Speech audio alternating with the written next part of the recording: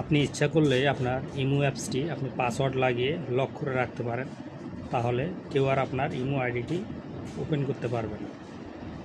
তো password use করার জন্য আপনি যে কাজটি করবেন সেটি হচ্ছে আপনার ইমো যে অ্যাপসটি আছে সেই অ্যাপসটি আপনি ওপেন করে নেবেন। ইমো অ্যাপসটি ওপেন করে নেওয়ার পর আপনার যে প্রোফাইল রয়েছে সেই প্রোফাইল পিকচারের উপর টাচ করে দেবেন। প্রোফাইল পিকচারের উপর টাচ করে দেওয়ার পর আপনি এখানে নিচে দেখতে পাবেন সিকিউরিটি অ্যান্ড প্রাইভেসি, জাস্ট আপনি সিকিউরিটি এবং প্রাইভেসিতে ক্লিক করে দেবেন। ক্লিক করে দিলে এই ধরনের একটা ইন্টারফেস চলে আসবে। আপনি এখানে নিচেই দেখতে পারবেন তালা চিহ্ন যে রয়েছে পাসপোর্ট লক, জাস্ট আপনি এই পাসপোর্ট লকে টাচ করে দেবেন। পাসপোর্ট লকে টাচ করে দেওয়ার পর আপনি নিচে দেখতে পারবেন অ্যানাবেল, জাস্ট আপনি অ্যানাবেলে ক্লিক করে দেবেন।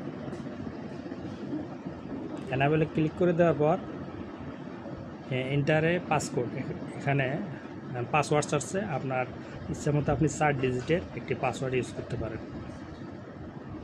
তো আমি আমার পাসওয়ার্ডটি লাগিয়ে দিচ্ছি।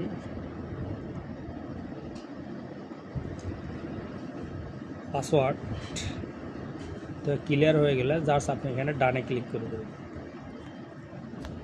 রিএন্টার পাসওয়ার্ড, জাস্ট আপনি আবারও আপনার সেই পাসওয়ার্ডটি দিয়ে কনফার্ম করতে হবে। তো জাস্ট আপনি এখানে আবারও পাসওয়ার্ডটি দেবেন।